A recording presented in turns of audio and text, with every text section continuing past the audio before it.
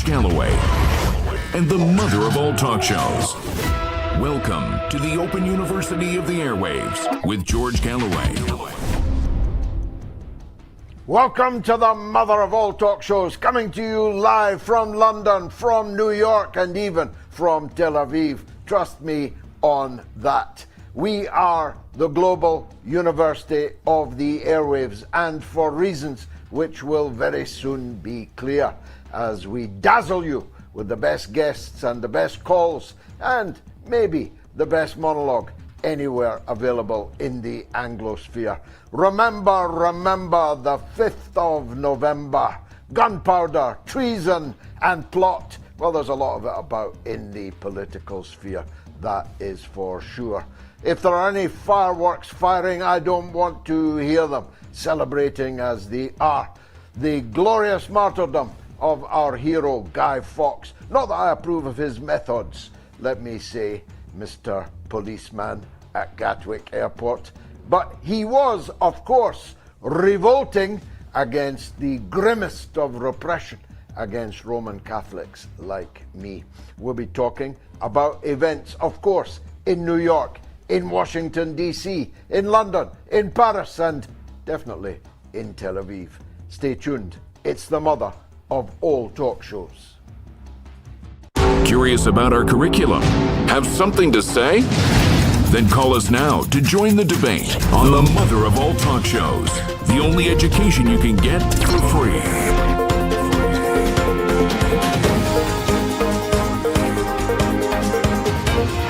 George Galloway, the mother of all talk shows.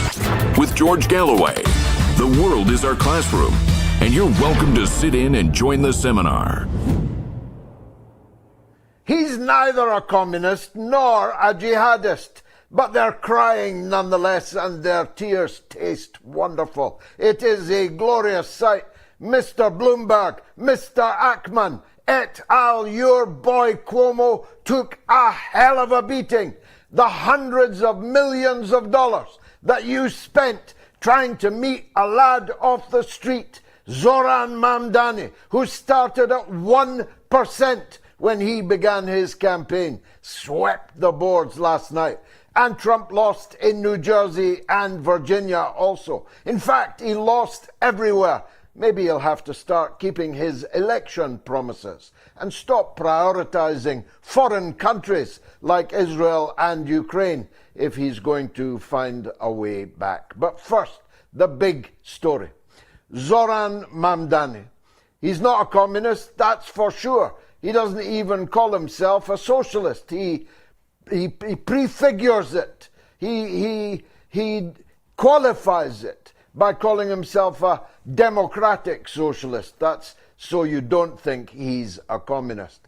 And although he's a Muslim, well, let's just say he's a quite an unorthodox Muslim.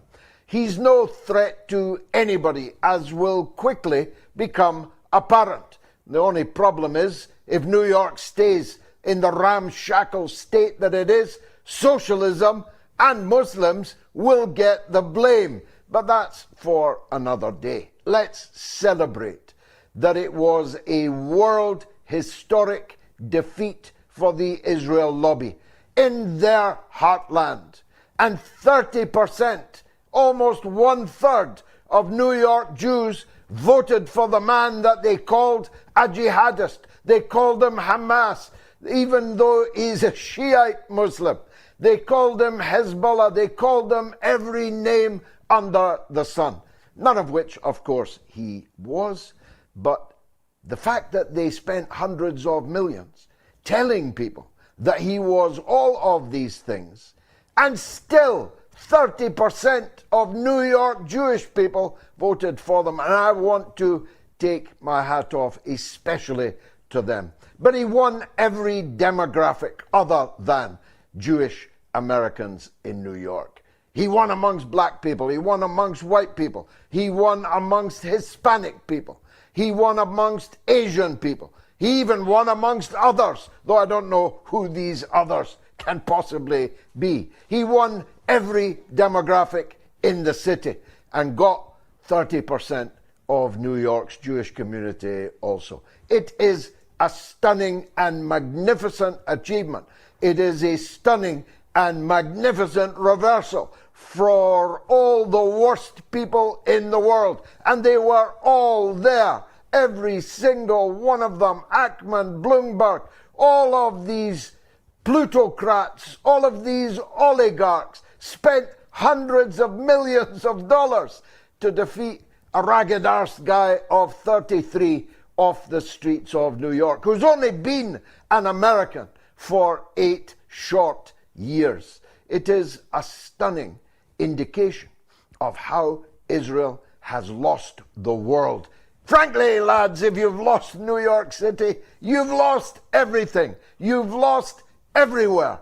And you might, if you can, summon up a scintilla of introspection, ask yourself why. In fact, Trump's anti-Semitism czar on Twitter today asked the question, 30% of New York Jews voted for him. Why? Well, if you have to ask yourself that question, you've either been living in a cave or you only watch Fox TV. Here's why, Mr. Anti-Semitism czar. Because Israel committed a genocide of hundreds of thousands of people. Israel produced the largest cohort of amputated children that the world has ever seen. Israel behaved like, and Ben-Gvir almost personifies, Eichmann and all the other mass killers, torturers from the original Holocaust, the Holocaust of the Nazi period in Europe. If you didn't think that anybody would respond vigorously with all of their heart and with their vote to such scenes as we have watched over the last 2 years, then you really are living in a cave, literally or metaphorically. The truth is, the revulsion felt across the entire world was crystallized in the result in New York yesterday. But it isn't just Gaza. It's that Trump has broken every single promise that he made. Not just when he said he was the peace president, while sending his gunboats right now to Venezuela, threatening Mexico, redrawing the map and calling it the Gulf of America, threatening Denmark with the purloining of Greenland, threatening Canada with annexation, with invasion, threatening Panama, threatening Iran, and carrying out those threats. It's not just that the peace president is one of the most war-hungry presidents that we've had ever in the United States. It's not even just that. It's that the ordinary people in New York City and in New Jersey and in Virginia are struggling to make ends meet in the economy that you have bent in favor of the very billionaires and $1 trillionaire who are now clustered around you. They hated you, President Trump. They were never Trumpers. They called themselves that. They would have done anything to see you go to prison, and yet you are running the economy entirely for them. And in their foreign policy preoccupations, might call it obsessions, they have bent you to their will.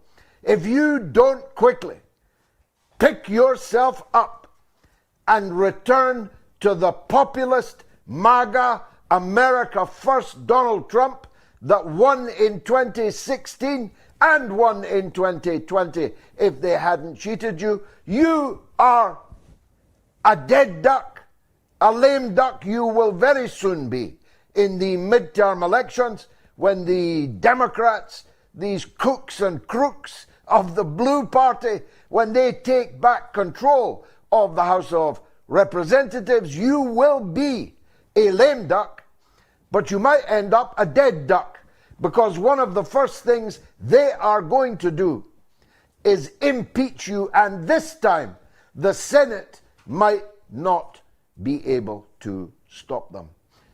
And your plans of a dynasty, your plans of your children or your friends or your acolytes, continuing your revolution that you said you were going to bring about, you can forget about them. It will be politics as usual. It'll be that goof in California, Newsom, who is the next president of the United States. Mamdani can't, of course, because he was born in Uganda, can't even run for president. And so you'll get a Newsom, maybe AOC, if you're lucky, vice presidential running mate, and it'll be business as usual. It'll be war throughout the world, but it will all be expressed in nicer terms. You won't get a President Newsom publicly threatening every hour to attack any country that somebody just briefed him on. Nigeria, it was last week. Venezuela, it is this week. You won't get a president who will be publicly threatening these places. He'll be talking about spreading democracy and human rights and gay rights. Slovakia is about to get its votes taken off it in the European Union. Why? Because their law insists that there are only two genders, male and female. Imagine, in the European Union, you're about to be cashiered. You'll be a member, but you will have no voting rights if you insist that men are men and women are women. You know, MAGA was supposed to change all this. This paradigm was supposed to be history, but it's back, President Trump, and the responsibility lies with you.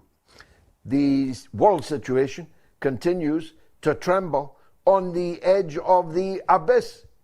The Iraqi Prime Minister took a call from little Marco Rubio this week, which left him shaken. He was told at the end of the conversation, "This is your final warning," like America ruled Iraq. But we don't know what the final warning was about. They said it was to make sure that the revolutionary forces in Iraq kept quiet when whatever it is that's about to happen in the Gulf actually happens. But we don't know what that something is. The Yemenis believe the US and Saudi Arabia and the Emirates are about to invade Yemen and about to bring about regime change. Good luck with that, lads. We fought the Yemenis once before ourselves, and they kicked our ass right out of the crater, right out of Aden, right out of Yemen. But it could be the big enchilada. Maybe Israel and the United States are planning an invasion or an attack on Iran of a very serious magnitude, in which case Iran will respond, Israel will be a smoking ruin, and we might well be on to World War III. Or maybe the Gulf is just a blind to what he's about to do in Venezuela, where hourly Russian and Chinese aeroplanes, quite voluminous aeroplanes, quite capacious aeroplanes, are arriving in Caracas with, one presumes, defensive weaponry and other logistical and material that is determined to defend Venezuela against your attack. And as I predicted to you, almost all of Latin America is responding. International brigades of Latin American people are flooding the borders of Venezuela. They might even come from farther afield than that. You might get North Korean soldiers in Venezuela. This will become, President Trump, a gigantic imbroglio in which you may very well sink. Or maybe it's Mexico, because he's threatening now to start bombing Mexico, a member of the NAFTA, your next door neighbor. You remember the one you insulted by changing the title of the Gulf of Mexico. Who knows, it might be Denmark, it might be Greenland. This president is out of control. He's not controlled by a supine Congress, but he may very well find that in just 1 year's time, he is facing an extremely hostile, democratic-controlled House, and then the skids will be under him. The Ukraine is still a situation where the Russian armed forces are carrying all before them, where 10,500 Ukrainian soldiers are trapped in a kessel, in a cauldron. There's no way out for them now. They'll have to surrender, but Zelensky will not let them surrender, just like Hitler and von Paulus before them in the kessel, in the cauldron at Stalingrad. We must pray that these soldiers do not stand and fight as Zelensky is demanding that they do, and that they take the humane course of surrendering. The last thing we need is another slaughter of Ukrainian soldiers in the kessel around the city of Pokrovsk. The truth is, the war, the tables have turned in the war. Trump clearly understands that, but the European Union leaders do not. The European Union leaders are now the biggest obstacle to peace in the world. They are the biggest threat of World War III in the world. They are working their puppets on the Baltic coast, Lithuania, Estonia, Latvia, Finland, to mount ever more serious provocations, any one of which could lead to the outbreak of World War III. I gave you the name just the other night. Kaliningrad. Don't forget that name. It's a part of Russia. It's what you call an exclave. It is surrounded by hostile NATO member states. The Suwalki Gap is the tripwire where World War III might break out. The European Union is openly threatening to blockade hundreds of thousands of Russian citizens in Kaliningrad. And not just citizens, but tens of thousands of Russian armed forces, including Russian nuclear forces. Kaliningrad is a vital interest for Russia, as vital as Moscow, as vital as St. Petersburg. Russia will not allow its people and its assets there to be threatened by these yapping dogs who surround it. So never forget the word Kaliningrad. It might just be the last word on your lips, in your ears. Let's pray not. Now, I mentioned that in England it's Guy Fawkes Day.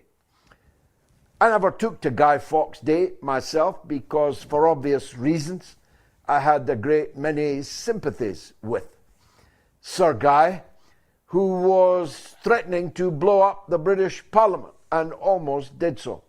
It wasn't a parliament then as we know it. It wasn't elected. It didn't represent the people. But it called itself the British Parliament, or rather the English Parliament, for Britain did not yet then exist. The English Parliament had unleashed a reign of terror, a real reign of terror. I'm talking about priests and nuns hanging from gibbets. I'm talking about Catholic priests and laity burned at the stake. I'm talking about Catholics going to mass in the trees, in the woods, in the forests. I'm talking about altars in caves. I'm talking about a veritable reign of terror. So if I'd been around on the 5th of November 1605, I probably would have sided with the conspirators, but I would have drawn a line at violence. I would have drawn a line at blowing up Parliament. After all, I sat in that Parliament across 5 decades.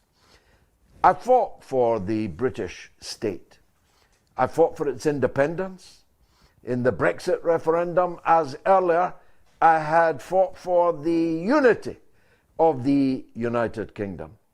I fought for the unity of the United Kingdom, and I fought for Brexit because I believed that a truly independent Britain with the right leadership could be the answer. The democratic and, yes, socialist answer to Britain's travails, which are too well known for me to have to rehearse here. Suffice to say, Britain is going down the drain. The British state and its conduct in Gaza, its conduct in the Ukraine, is no longer worth defending, and I will defend it no further. It is the mother of all talk shows. Stay tuned.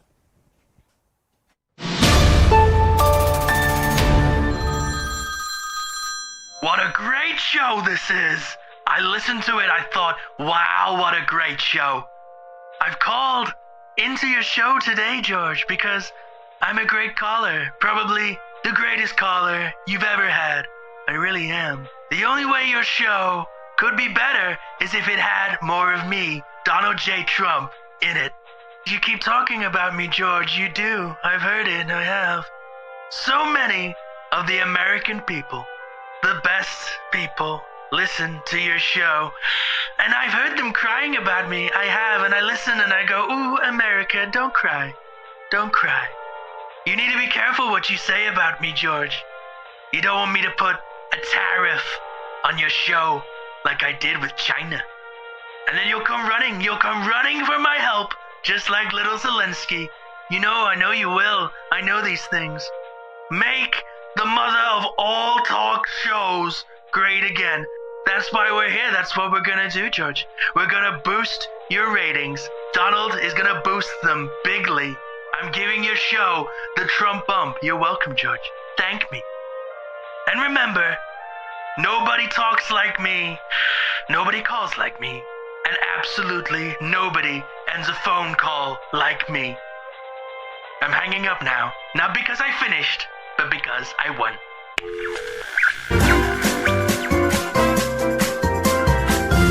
You are listening to the mother of all talk shows with George Galloway.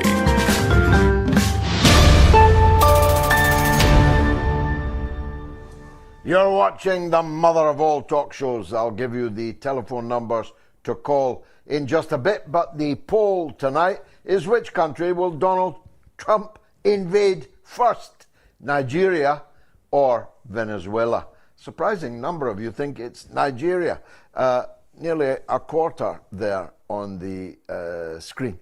The telephone numbers are coming up on the screen now. I don't have them in front of me.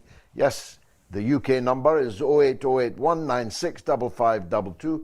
The US number is +1 844 944 3344. Both of these are toll-free, free of charge.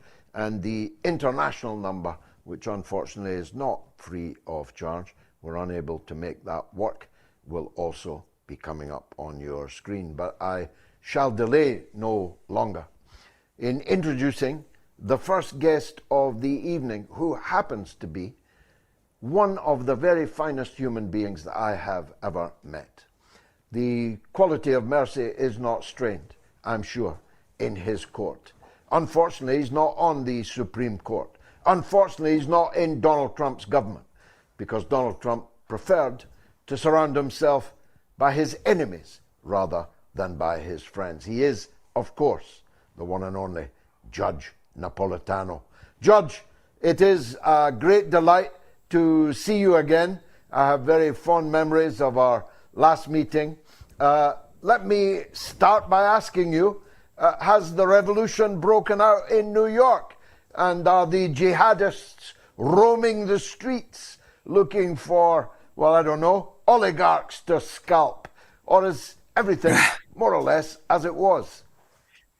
Well, George, it's a pleasure to be with you as always. Thank you for your generous introduction. Thank you for the warm and happy times that you and your wife and I had together in Moscow a couple of weeks ago. The revolution is about to begin in New York City because of the election of Mayor-elect Mamdani. who shares many views with us and doesn't share many views with us, but certainly is shaking up the establishment, not the least of which is the New Yorker currently in the White House.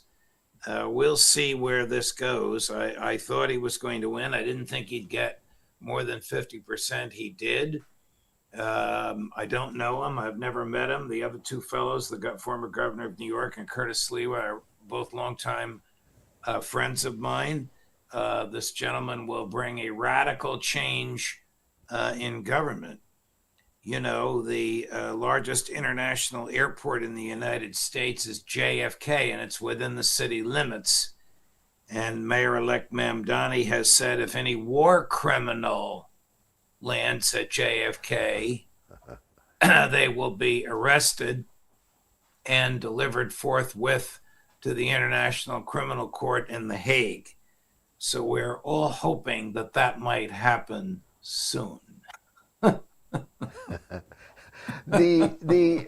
mean, we do have points of agreement with them. We do have points of disagreement with them. But as I put it earlier in my monologue, it's not that I'm deliriously happy that he's the mayor. It's that I'm deliriously happy that the worst people in the world who spent hundreds of millions of dollars trying to stop him are crying bitter tears today. Yes, I agree with you 100%. It's really rather remarkable that I'll be candid, the Zionist billionaires who spent a fortune trying to defeat him were no match for young people contributing $15, $20, $25, $100 at the most to his campaign. It's absolutely remarkable in this day and age of big tech and big money and political action committees here in the U.S. Political action committees have no limits on the money they can take in and no limits on the money they can spend. It's really rather remarkable that this young man and a ragtag team of supporters, the vast majority of whom appear to be under the age of 35, trounced the establishment in America's most important city. And I take a certain glee in it. I really do. I don't vote here. I vote next door in New Jersey, but I do take a certain glee in Mamdani's win. We mustn't gloat, even though it seems like we're gloating. The farce deepened when Donald Trump and his men, Elon Musk and others, who had earlier been seeking to imprison Andrew Cuomo for murdering thousands of grandmothers in the COVID crisis, abandoned their own candidate and called on the people of New York to vote for Cuomo. And Cuomo, of course, he'll take anything from anybody. And he got 41% of the vote. But Mamdani got the highest vote. He's the first Democrat to get more than 1 million votes in the mayoral election since 1969.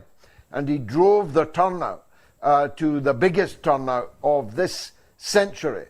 And it was all by people power. It was all by the sandal-wearing activists who were in his team. That might well be the future of American politics. Let's hope so. It might. And George, I have to tell you, you have a remarkably accurate understanding of American politics. That description you just gave is truly excellent. Now think about this. The President of the United States is a Republican. He is the head of the Republican Party. He is a native New Yorker. And he told New York Republicans not to vote for the Republican nominee. He told them to vote for the defeated, disgraced former Democratic governor. It's really remarkable. I don't think Trump moved a single vote.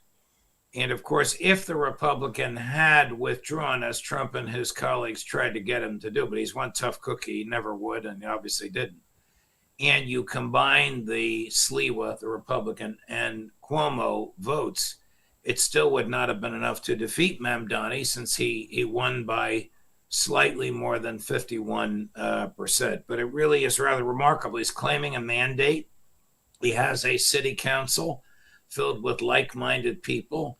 I hope that real estate values don't go down. I hope they don't chase the financial institutions out of the city. But he has some crazy ideas, George, about government-owned supermarkets and free this and free that. He's forgotten there's no such thing as a free lunch. But I'll tell you what he's great on: civil liberties. He truly believes in the freedom of speech. No more Zionist oligarchs twisting the arms of New York City police and major universities to punish those peacefully demonstrating for a Palestinian state, which is what we just had here. You couldn't go to Columbia University and wave a Palestinian flag without the threat of arrest. That will not happen under Mayor Mamdani. No way. Hallelujah for that. I know that you think, or many think, Gerald thinks that New York is the center of the world, but we both know that it isn't. So let's widen the lens and look at the current situation. I'm actually running a poll. Where will Trump attack next? Will it be Nigeria, or will it be Venezuela? Or will it be Mexico, your friendly neighbor, next door neighbor? Will it be Yemen? Will it be Iran? It's really come to something where we go to bed at night, Judge, and we don't know what we're going to wake up to in the morning, even which continent war might be about to break out in. How do you see all this ending? Oh, man, I don't know how it's going to end, but I do know that it's not in accordance with American law or the Constitution. Unless I missed something, did Congress have a great debate about which country we should declare war on? No, Congress is not even meeting because the government is shut down. Donald Trump is taking advantage of that and probably will start more than one war while Congress is not meeting. But even when they do meet, they are so timid, they either ratify or look the other way whenever he kills people. Under the Constitution, Congress declares war and the president wages war. If the president can both declare war, choose the enemy, and wage the war, choose the means, well, then he's not the president. Then he's Henry VIII. Then he's a prince, a monarch who can destroy anybody he wants for any reason. The whole purpose of the American Constitution, as you know, was to prevent that type of repetition here. But now it is here. Now we have a president who has basically said, I can kill anybody I want as long as I am satisfied that they pose a danger to the United States. That is a flat and direct violation of the Fifth Amendment to the Constitution. It's a rejection of his oath to preserve, protect, and defend the Constitution, and it will lead to more and more of this nonsense. It started out with Barack Obama, who killed Americans in Yemen, and then Donald Trump famously murdered General Soleimani when he was trying to negotiate peace between Iran and Iraq. And now he's killing these nameless, faceless people on the high seas without any evidence against them whatsoever. Well, Secretary of Defense, who likes to call himself Secretary of War, the Fox News Channel analyst who's running the Pentagon, missed 2 people, and they survived. They're not dead, they're alive, they're home, they're unscathed. They are now in a position, without coming to the United States, but by hiring lawyers, to bring actions against the federal government of the United States and Donald Trump personally for attempted murder and for kidnapping. And they don't even have to physically be here to do it. That will force this issue to get in front of a federal judge. Other than that, I don't see it stopping because Congress is too timid and the president will just keep on killing and killing and killing. Well, you're right to say you can't know where it will end, although I think we can safely say it's going to end in defeat politically for the Republican Party. It's going to lead to a revival of a Democratic Party that looked dead and buried. And we saw in your own state of New Jersey and in Virginia last night, we saw the shape of things to come.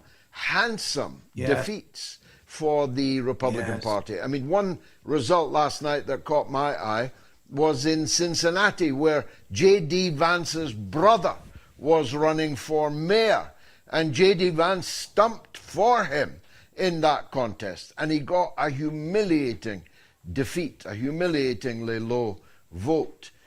Unless Trump starts finding his feet again as that populist campaigner that won the election, that outsider that won the election, I think he's going down to defeat, or his people are. The idea that he can run again is looking increasingly fatuous. I don't think he has the physical stamina to campaign the way he once did. He and his people were aware of the polls in New Jersey and in Virginia, and they intentionally had him out of the country in the week preceding those elections so that the defeat could not be blamed on him. But let's face it, both of those Democratic candidates, both women, both former intelligence agents, both former military, unusual for a woman to be former military and former intelligence and now a politician, campaigned against him, as did Mayor Mamdani campaign against him. This is a sound and round repudiation of President Trump's domestic and foreign policy, including this case in the mayor of Cincinnati. In my own home state, I know the Republican candidate very well. He's a decent, moderate, middle-of-the-road guy. If he had spoken as himself, he'd be the governor-elect. Instead, he tied his entire campaign to Trump, even when Trump said horrible things, even when Trump did damaging things to the economy of New Jersey, stopping the construction of a tunnel between New Jersey and New York under the Hudson River. It's 1/3 built already, and he stopped the construction. That destroyed thousands of jobs immediately. Even when Trump did things like that, this Republican candidate would not criticize him. So it is clear the trouncing that he took, the trouncing, was attributed to his wedding his fortunes to what is now a very, very unpopular president. I mean, he's going to have to stop putting other countries first, isn't he, Judge? He's going to have to start making America great again, putting America first. He's done virtually the opposite of that in the whole year, exactly this day that he's been president for the second time. I mean, he might as well be president for Israel. He might as well have been the president for the Ukraine, a war which he said he would stop within 24 hours or a week or 2 weeks, but which is showing no signs of coming to an end. He's going to have to stay home and fix the roof, isn't he? Yes, he is. Yes, he is. And as I heard you say, every bullet in the head of every Palestinian baby was paid for by the American taxpayer. There's no question when I ask my guests on my podcast, does Trump control Netanyahu or does Netanyahu control Trump? To a person, and these are, like you, very, very knowledgeable people, very much aware of public events and the private behavior that animates the public events. To a person, say it is Netanyahu controlling Trump because of the Zionist oligarchs here. I mean, Trump virtually admitted that when he addressed the Knesset, pointed to Mrs. Adelson and embarrassed her by saying how much money she had in the bank, $60 billion. It is clear that he was speaking out of school and reminding the world that the reason he was there and the reason they're there and the reason the slaughter is still going on is because Mrs. Adelson has told him he must continue to do that, and she paid for it. Yeah, I mean, Cash and Kompromat are twins. She gave him plenty of cash. You've got to wonder if there's Kompromat involved also, though. His long friendship with Epstein and his refusal to allow people to even discuss Epstein might well indicate that as well as the cash, there's Kompromat. Well, once the Congress gets back into session, and now that the Republicans have taken a shellacking, they're a little bit more, shall we say, humble about negotiating with the Democrats. I think Congress will be back in session by early next week. And the newest member of the House of Representatives is sworn in. That will give a majority to the forces on the floor of the House of Representatives who will force a vote on the release of the Epstein files. That will force the Republicans who run the House against their will to vote person to person, yay or nay, on the release of those files. That will stir this pot like it hasn't been stirred before. Like you, I believe there's a there. I don't know what it is, but there's something there that the government is trying to hide, and I think the government is making it worse. Well, as the great man of letters, Dr. Johnson, said, the knowledge that one is to be hanged in the morning concentrates the mind wonderfully. And the politicians know that starting next November, they could be hanged. Thank you, Judge Napolitano, the wisest judge since the Solomon the Great. Thanks, as always, for joining us on the mother of all talk shows. Here's the poll. Which country will Trump attack first, Nigeria or Venezuela? You can vote on my Telegram channel, t.me/George Galloway. Follow me on Telegram because you never know, that might one day be the only place you can reach me. You can vote on my X. You can vote on the YouTube community poll on the YouTube stream. Make sure you have subscribed to my YouTube channel, please, and give a thumbs up to the show. Or, of course, if you're in the creme de la creme, the vanguard of my supporters on Patreon, patreon.com/George Galloway, you can vote there also. And so far, well, it's roughly 3/4 to a quarter. I'm sorry to say, Venezuela is felt by our viewers, at least, to be first in line. I gave you the telephone numbers earlier, so let me take a quick break, and then it's your calls right up to the hour. Stay tuned.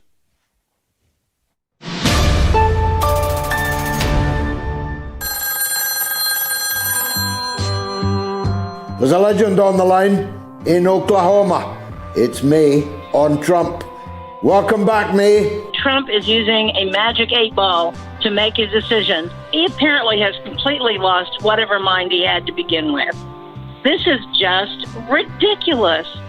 Does he really think anyone's going to believe that? I'm here to say, and I'm here to join you and everybody else, the emperor has no clothes on. He's as naked as they come. And unfortunately, I'm pretty sure he got naked with some young people. And that is why he so desperately is trying to kill this whole Epstein thing. And he's just making it worse. I'm wondering when Donald Trump knew that he was implicated in these Epstein files and what it was that he knew. That's the big question, because he wouldn't have been banging the Epstein drum all this time and then suddenly to pull the rug. That tells me that it was a late decision, that someone came late to Trump to say, you know, you really don't want to be doing that.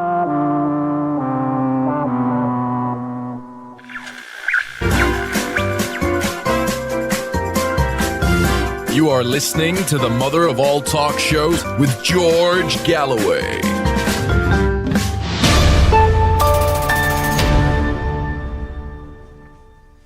The great Judge Andrew Napolitano, of course, is the host of Judging Freedom. And it's his podcast, but it's a podcast that everyone in the world should be checking out. So I'm taking your calls. If you're in the US, it's toll free on +1 844 944 3344. If you're in the UK, it's free of charge, 08081 965522. If you're in the rest of the world, it's 0044 203 966 2625. You can also send comments, by the way, by scanning that QR code in the corner of your screen now, and if I can, I'll read them out, like this one. Tara says, great to see a socialist Muslim elected in New York. I salute you, sir. And Wilbert Amsterdam says, please, someone, anyone, tell Netanyahu he can't go to New York. Mary Cosber says, the only disappointing thing, he had his picture taken with Soros' son. Hope he's not bought and sold by the Soros family. And Natalie M says, Zoran rose up like Obama. I'm a little bit leery, but I'm here for it. Well, I think that's what we have to be, Natalie. I see him as not so much Obama 2.0, but Obama 1.5. He's better than Obama, but not twice as good. And I suspect he'll disappoint in the same way. But let's not be churlish. Let's rejoice in the great victory and what it meant. And Jack Klugman, great name, says, I was born in New York City. My people are speaking for Hind Rajab and working folks. I am waiting for telephone calls. I'm far away, and I'm not sure that we don't have a problem, so I'll keep speaking. About Mamdani, it is, I've got a call. Kevin, I don't know where, but Kevin, you're welcome. What would you like to say? Hey, George. We have spoken before. I'm Kevin from Suffolk. I never actually achieved legendary status, but I haven't spoken to you for a while. I wanted nice to talk about... Thank you. Well, nice to speak to you again. I wanted to talk about the Mr. Mamdani. Sorry, I'm not sure if I'm pronouncing the name right, but the... Mamdani. Right, okay.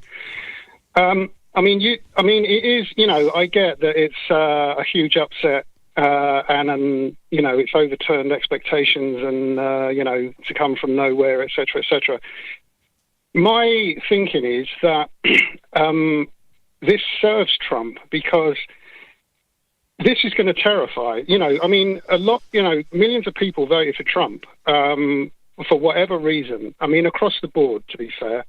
But there is this conservative tendency in the US that I don't, doesn't really exist over here anymore, I don't think. This is going to illustrate to his base that, the Democrats have gone mad, basically.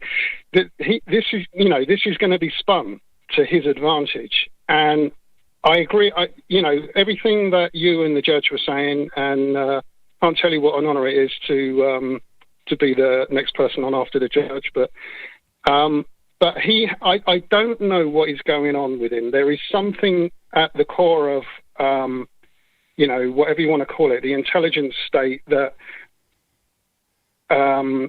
whether he's compromised, personally, I don't think he's compromised. I think they've offered him some kind of deal whereby he gets some of his agenda through, and he maintain support for Israel and other stuff, I think that's kind of what's going on with him.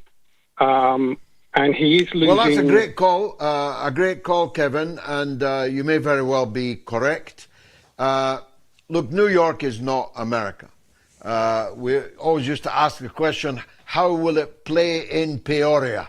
How will it play in the flyover states? How will it play in Main Street, in towns and villages and even cities that we scarcely ever mention? So New York is not them. That's absolutely correct.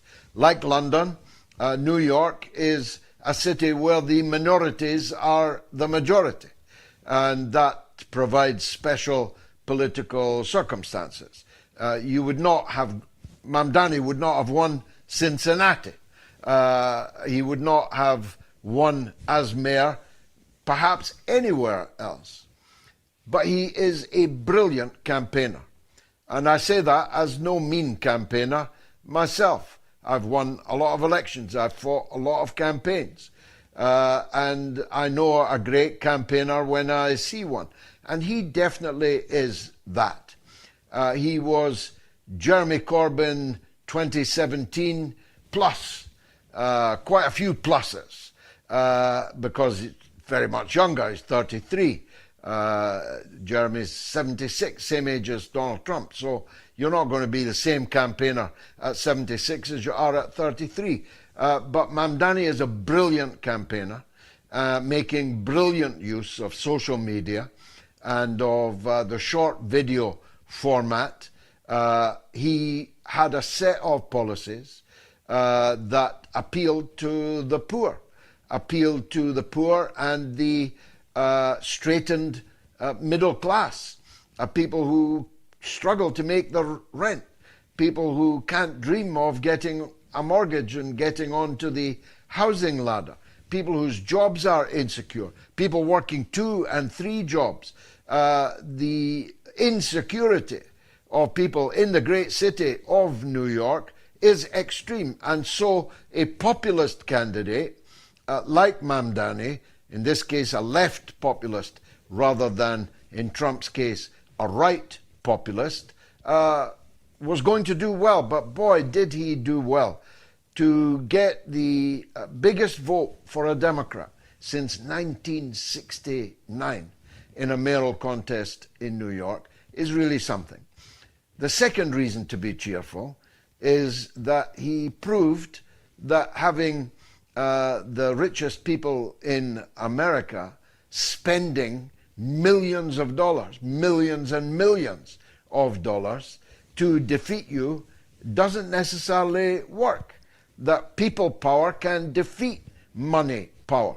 And small donations, as we demonstrate with our fundraising for MOATS, small donations, if there are enough of them, we are many, they are few.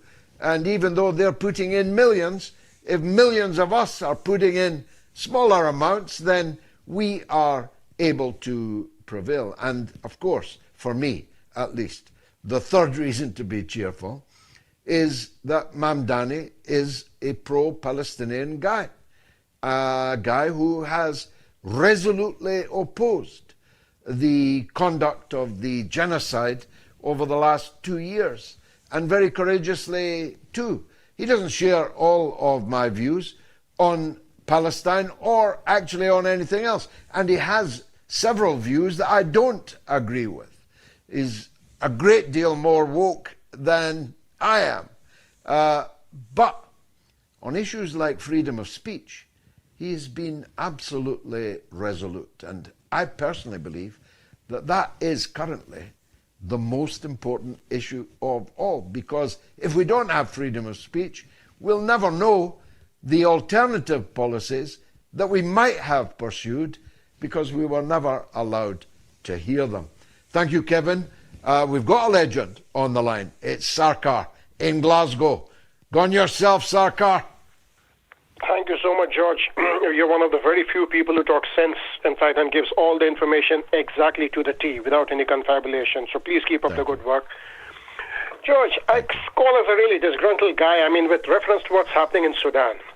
The satellite images which we saw the previous day of bloodstains on football pitches, on the roads, on the motorways, on the highways, it will make any sane person, feel like, going into depression. You know what annoys me the most, George? Everyone knows that Sudan has been split into various parts with civil wars between the Muslims and the Christians, each side funding one side over the other. Sudan is a country which is standing on a pile of gold, natural resources. But this country has always been ravaged in civil war, and this RSF has been actively funded by UAE for their own ulterior motives. We do all these aid charities for Africa and all these countries. You know what's the biggest hypocrisy? These African countries don't need aid. You just trade with them, give them their fair share of benefits from their resources. And when countries like UAE, who are our good friends, by the way, everyone, wherever there's no elections, Anywhere there's family dictatorships, they're always our good friends. They have been funding the RSF for whatever their motives are, God knows why. But when the same RSF is slaughtering Muslims against Muslims, the genocide, the atrocities against women and children, believe me, George, I don't know. How the hell can the West keep quiet? And what's the point of giving aid to those countries when you ravage them? If you really want upliftment of African countries, trade with them, have a democratic election in their countries, don't fund proxy groups. I'd like to hear your views, George. Amen. My views are your views, as so often, Sarkar, and perfectly expressed. This is all disastrous for the reputation of the UAE.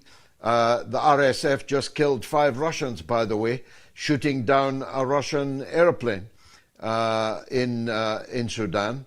And 5 Russians, I don't know if they were military or they were military contractors, but they were flying in weapons to the Sudanese government, the official, legal Sudanese government. Russia is fully supporting the government of Sudan and therefore wholly opposed to this rampage, this bloody rampage that you described. Now 5 Russians are dead and a Russian plane destroyed. This happened just in the last couple of hours. Well, they'll be held to pay for that, I can assure you. The violence is utterly unspeakable, and they film themselves doing it. In this, they are comparable to ISIS in their hideous rampage of a few years ago, slaughtering people like animals, worse than the slaughter of animals, and filming themselves doing it and putting it out on the internet.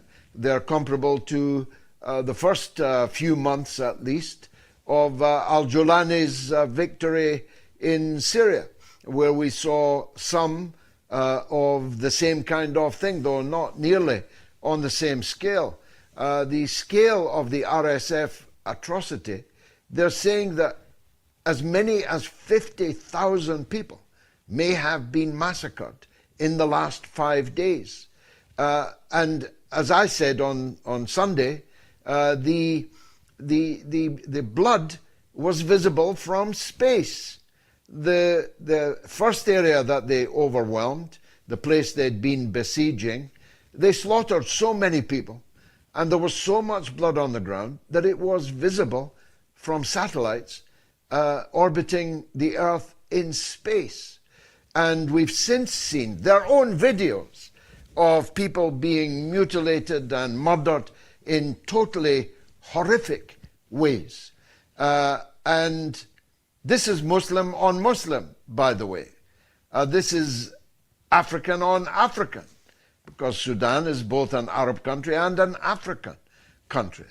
And they're shouting the name of God as they slaughter people. They're shouting Allahu Akbar as they slaughter human beings, including women and children. And I saw they were giving takbirs to a woman RSF commander as she encouraged her brethren to advance on Port Sudan and the Omdurman and rape the girls to cleanse their bloodline. And they all takbired. What kind of Islam is this? Well, the UAE may never recover from being the principal funder and weapon supplier of these beasts that are now slaughtering thousands of people in the Sudan.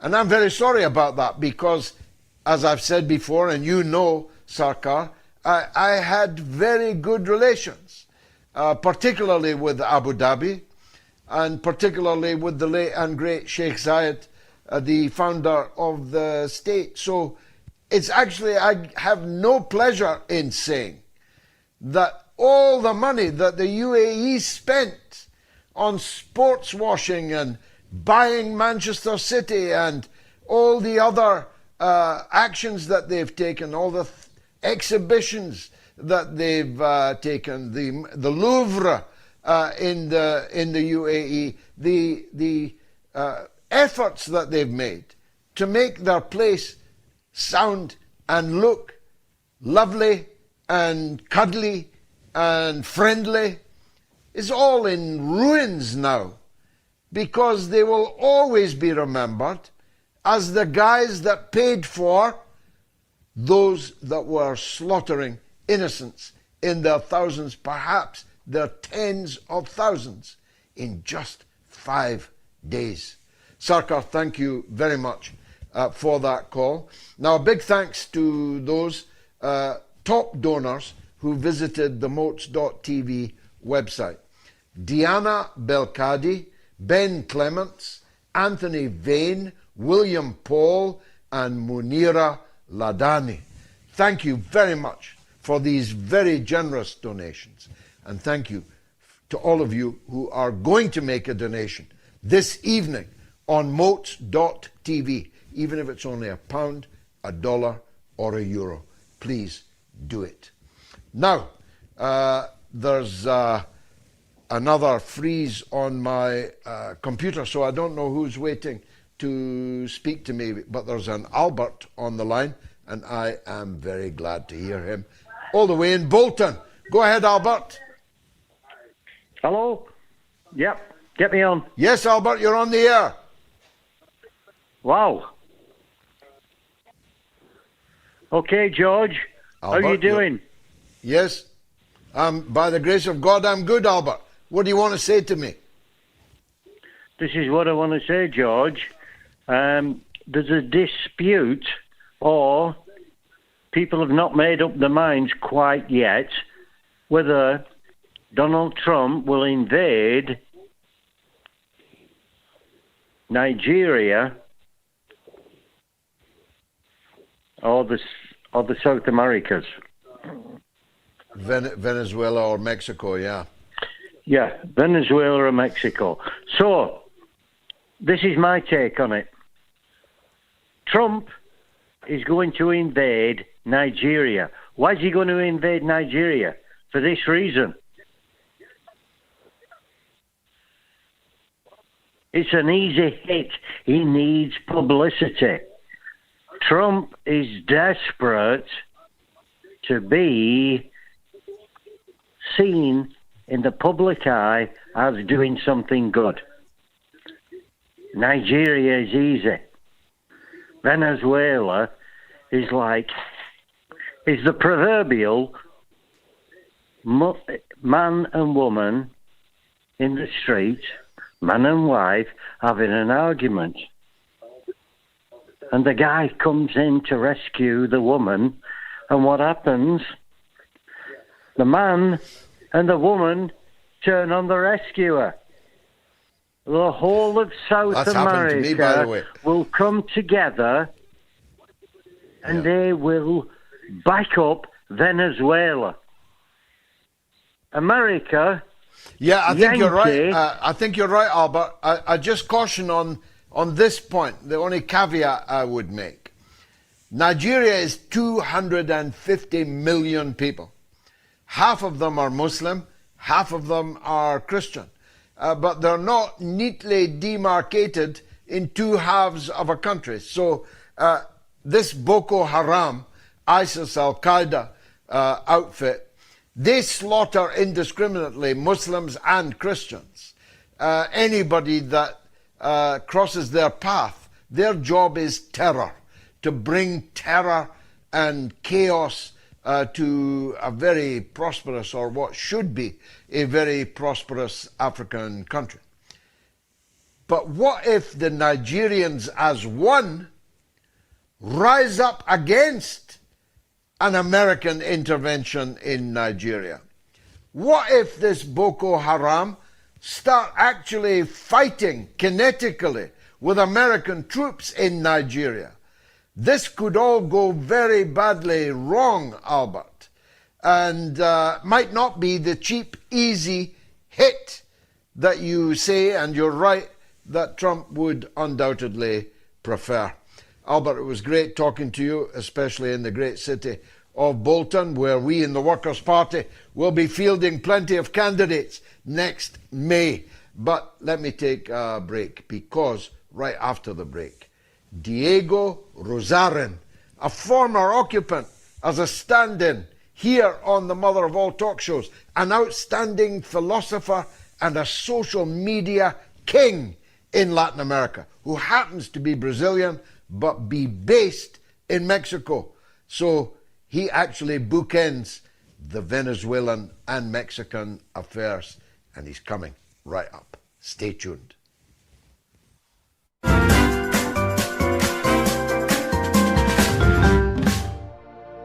The 1897 edition of War of the Worlds by H.G. Wells, read by George Galloway, available only on Patreon. The cylinder was artificial, hollow, with an end that screwed out. Something within the cylinder was unscrewing the top. Good heavens, said Ogilvy. There's a man in it, men in it, half roasted to death, trying to escape. At once, with a quick mental leap, he linked the thing with the flash on Mars. The thought of the confined creature was so dreadful to him that he forgot the heat and went forward to the cylinder to help turn. But luckily, the dull radiation arrested him before he could burn his hands on the still glowing metal.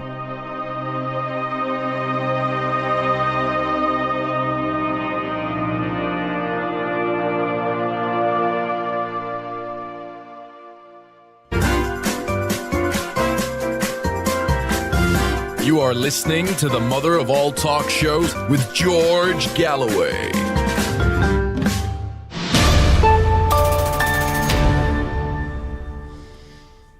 Get voting on the poll. You've got about 45 minutes or so to have your say. Which country will Trump attack first, Nigeria or Venezuela? And roughly 3/4 of you think it's going to be Venezuela. Well, let's ask the oracle. Diego Rosarin is in Mexico, but he's a Latin American man. He's from Brazil, and he is the king of social media there, as well as being a real live philosopher. Diego, great to see you again. Well, which will it be? Is he really going to attack Venezuela? My friend George, first of all, what a pleasure to be here again. Always great to be on the Mother of All Talk Shows. And answering to your question, I'll be bold enough to say none of them. I don't think Trump is going to attack neither Venezuela, neither Nigeria. I think for people it's important to keep in mind that the game at play at the moment, it has nothing to do with drugs. It has nothing to do with Trump managing his ego. What we're seeing at the moment is probably a change of power positions going on in the world. And the warfare that we're seeing is at the economic level. And because the war is going on at the geopolitical and economical level, that's why we're seeing all this aggression. So answering to the question, and I really hope I'm right, because in the end, we are humans. We defend life above all. I hope we don't have to see any other worthless wars in the name of American imperialism. Well, I'm into that, and let's hope you are right. Of course, there are already victims at sea in what, by any metric, are criminal bombardments of unknown vessels with unknown people with their bodies floating in the sea. Some 60 have already been murdered. So that would just be show then. That would just be a display of murderous machismo. Yeah, I think there's a sentence that will help us understand what's going on at the moment. And it's a sentence by Antonio Gramsci, or a Marxist philosopher. And he said that the past is not quite dead and the future is not quite alive. This is the time of monsters. So this is the moment we are living at the moment. We're seeing a titanic shift in the hegemonic power going from the Anglosphere to the Asian continent, especially in China. And because of the rise of China, the US is absolutely desperate. Absolutely desperate. And in this desperation, and what the US does best, he first sacrifices his allies, and then he goes after the weakest enemies. So this gives us a very overarching explanation to what has been happening for the past 2 years at least. So for example, sacrificing Europe in order to rescue America lacks of competitivity. So they found ways to fund a proxy war in Ukraine in order to increase the production costs in Europe and sacrifice Europe in order to artificially buy let's say a time frame of protection for American lack of competitivity. Because in the end, what the US cannot do is compete directly with China, right? So because they are competing directly with China and they're losing pretty much in every front, the US is completely desperate. So the US is now doing this game that they have played for the past century at least of inventing targets to justify economic aggression. So remember this very clearly, and this is not a moral claim, this is a historical claim. The US doesn't want to invade you because you're a terrorist. Because they want to invade you, they call you a terrorist. This is what history has taught us in the past. And this is exactly what's going on specifically in Latin America and with Nigeria as well, okay? So this is not an overarching moral claim, this is a historical claim, again. And being very, very specific about Latin America. So what happened is that once Trump took power this second term, he had to negotiate with his backyard in Latin America and in a way make a power move for Latin America countries to break economic ties with China. So Trump was very clear. You either break your economic ties with China or I will find excuses to make your life impossible. So he started with tariffs. The tariffs didn't work out because the countries resisted. Now Latin America, because of Brazil's participation in BRICS, has a certain degree of sovereignty that didn't exist in the past. So the countries in Latin America were able to withstand these tariffs. Not only withstand, but specifically in the case of Brazil, the economy grew even despite the tariffs, because China was able to absorb the extra production from Brazil and the commodities not being exported to the US. China had the strategic economical position of absorbing that excess of production. But some other countries in Latin America didn't have it so easy. Countries with blockades and sanctions like Cuba and Venezuela specifically, they don't have too many economical partners in order to be playing economical games. So breaking ties with China, even going around the sanctions and blockades, it's suicide for the Venezuelan economy. And remembering that the Venezuelan economy has been steadily growing for the past year, even outgrowing the economy of Argentina. Okay, so just so people keep this in mind, the economy of Argentina under liberal rule of Javier Milei has to be rescued with $40 billion. And the economy of Venezuela under socialist President Nicolas Maduro has to be blockaded and attacked constantly in order not to survive. Just so people understand at what point in time we are at the moment. So what did the countries in Latin America did against this economical ransom proposed by President Trump? You either break ties with China or you face the American army. Countries had to decide. So almost a year ago, they started with these conversations about Mexico drug cartels being named terrorist organizations in order to justify military invasion. Okay, so everything indicates that the president of Mexico, Claudia Sheinbaum, came to an agreement with President Trump. She imposed sanctions on exports from China to Mexico, and Trump mellowed down on the rhetoric of invading Mexico. But it was not the same for Colombia and Venezuela, because President Petro and President Maduro stand still for their sovereignty and the sovereignty of their people and reply to Trump that they will decide what to do economically. And because of that, Trump made an intensification on his violent bellic rhetoric, and even like you said, broke several international laws in the face of no repercussion under international organizations, no sanctions, no repercussions at all, and committed crimes against civilians with absolutely no proofs, no justification, and absolute barbaric horror. Okay, why? Because these countries are standing for sovereignty. So at the moment, this is the central question of the geopolitical game going on in South America. Who is willing to stand for sovereignty against the US? And how much is the US willing to risk to push countries away from economic partnerships with China? Now, China is massively involved in the Venezuelan economy, and Russia less so, but also strikingly. Both have not quite military treaties with Venezuela, but in the Russian case, pretty close to it. Is that a barrier to Trump launching war, that it might actually bring him face to face with China and Russia?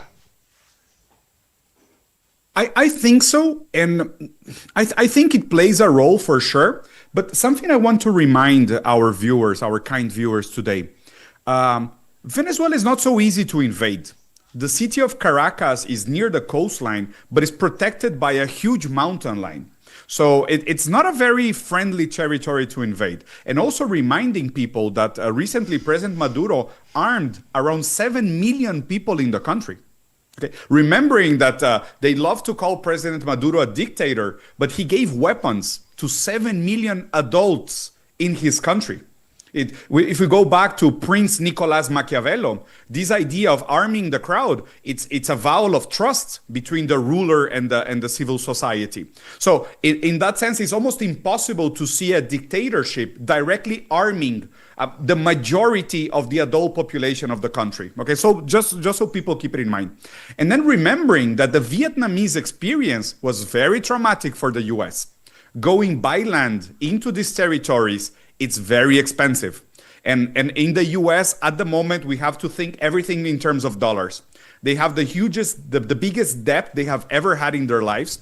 They have an absolute disaster economically because they have no productive forces, no competitivity. The only growth in GDP the US have is because of this bloat and this cloud capital that is absolutely inflating the numbers, but is not equivalent to a real growth in the economy. It's not producing jobs. Opening data centers and pounding money into Palantir and OpenAI and all these speculative bubbles don't feed people. They don't move the economy.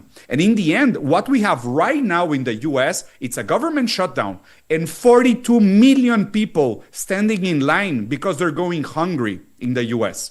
Like the army itself is making lines to eat with food stamps. This is the most powerful army in the world at the moment. But do you think American warriors and army men are going to go to war with no pay?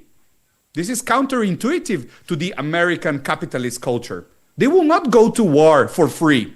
They are not sovereign individuals defending what they're proud of. Most of them are going against their will to kill people they don't even know for a war they don't understand, that don't represent their values. This is madness. It's absolute madness. And it's funded only by the interest of capital. But then again, it's counterintuitive to the fact that the US, it's a failing, declining empire. What we're seeing now is how this failure, this decline is unfolding itself. But the movement of history, it's undeniable. The direction is set. And then again, Venezuela is not as easy to invade as people think. And also the frontier with Colombia and with Brazil, it poses a very difficult strategic decision for the US. Of course, if in the worst case scenario, if the US army goes into Venezuela, the first thing they will do is set up American bases in the border with the Amazon forest, which is the biggest reservoir of drinkable water in the world, one of the lungs of the world, as people say. And then again, if they go with this excuse of doing a war against drug lords, they will unequivocally go into Colombia as well. So it concerns President Petro. So it's not only a matter of Venezuela. At the moment, right now, the main conundrum is that Latin America has to understand that we either unify under one geopolitical bloc to defend our sovereignty, or we're going to have a very, very hard decade. Well, that was to be my next question to you. Now, you and I met at Kazan at the BRICS conference, at which President Lula of Brazil vetoed Venezuela's associate membership and evinced, well, less than friendly feelings towards President Maduro.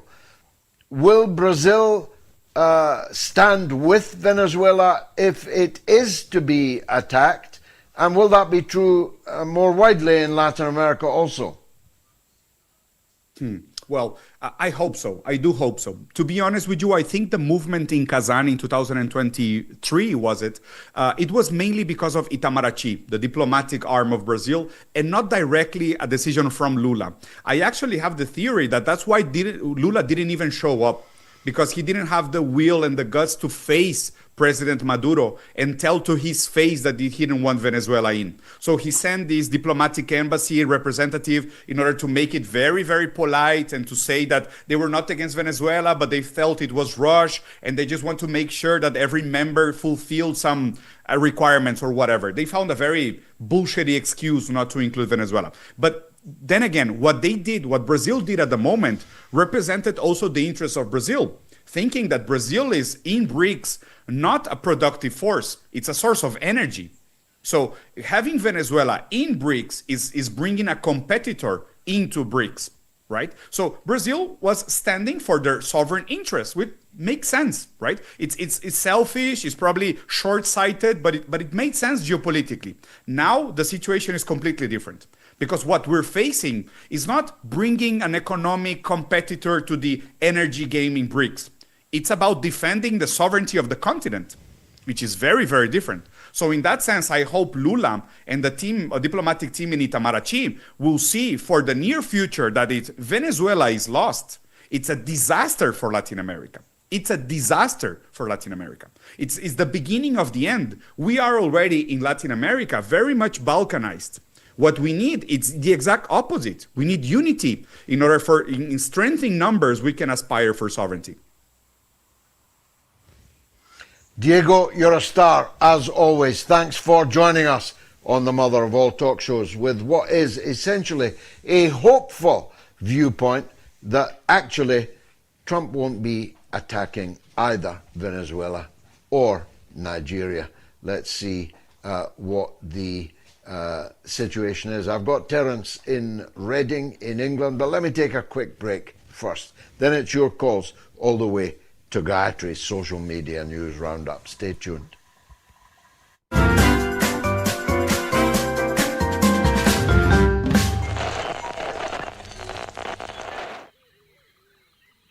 The airwaves. This savannah is a rigid dichotomy of fact and fiction. As vicious as the Twitter sphere, where the slightest misjudgment can spell being cancelled. One species rules over the airwaves through its ability to adapt and survive in even the harshest environments. The George Galloway.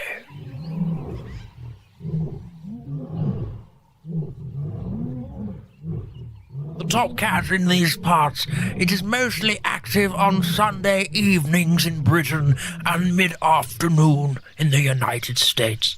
It seldom roars during the day. Most notable for its wide variety of headdress, it protects these parts from the mainstream media. You can catch this fine specimen on the mother of all talk shows. Don't pick a fight with it.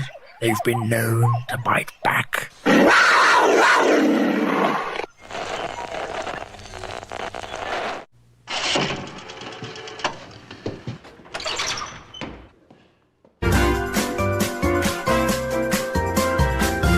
You are listening to the mother of all talk shows with George Galloway.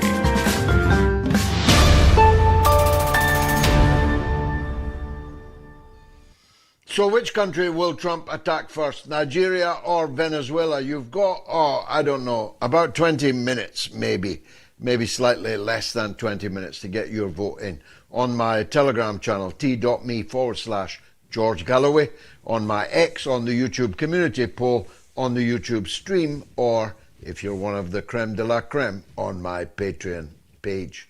So let's take the aforementioned Terence in Reading, a regular caller and a very wise one. Go ahead, Terence. Good evening, Mr. Galloway. First of all, I trust you and yours are well, and black certainly doesn't suit you. You're more colourful than that. I think by his grace.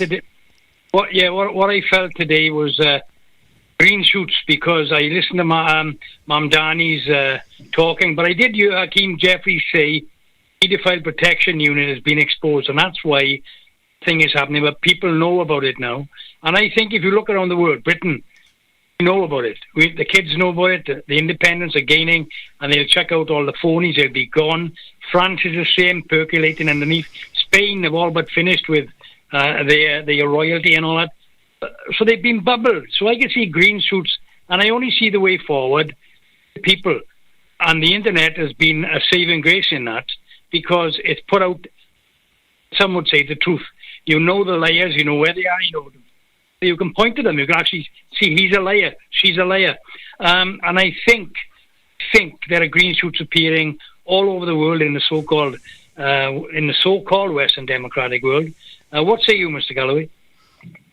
Well, I say exactly what you say, and I see exactly what you are seeing, and it was summed up in Diego's quotation of Gramsci, the Italian communist in jail, writing in prison, almost 100 years ago. That's how long it's been. That the old world is dying, but the new world is struggling to be born, and many morbidities will display in that interregnum before the old world finally dies and the new world is finally able to get to its feet. And as Gramsci put it, we are living in the time of monsters. And when he wrote that, the monsters were Mussolini, were Tojo, were Hitler as the main monster. And thanks to the existence of the Soviet Union and the Red Army, we defeated that set of monsters. But it didn't mean the monsters went away. And the monsters might not wear jackboots, although in the Ukraine they do, as well as swastikas and SS symbols. They may be in soft shoes. They may be in much more better tailored lounge suits, but they are monsters nonetheless. And the new world, therefore, is taking a hell of a time to be born. Gramsci wrote that 90 years ago or so. So we've got to hurry up because the dying world, the monsters, could destroy the world, could destroy humanity before the new world is properly born and able to take its place. So these are green shoots, you're right, these are encouraging signs, but they are also times of extreme anxiety, because what if like Samson, they bring the temple down about our heads? That is a distinct possibility. But we must hope, you and I share many things, ethnic background and religion. We must pray and hope that goodness will prevail. I personally believe that it will. I was greatly encouraged listening to Diego. I think I agree with him. But of course, it could all go terribly wrong. It could go wrong just with an accident, a nuclear accident, before we are plunged into nuclear catastrophe. Thanks, Tel, for that call. Now, a big shout out to tonight's top donors who've been on to the MOATS.tv website since we came on air. Juan Zorita, Hussein Darwich, Christina Bird, Christopher Conway, and Ian McAvney. Well, I'm deeply grateful to all of you, and of course, in anticipation of all of you who are going to leave a donation before the end of this evening. Let's go to France. Don't often. Mikhail is there, wants to talk about Russia. Go ahead, Mikhail.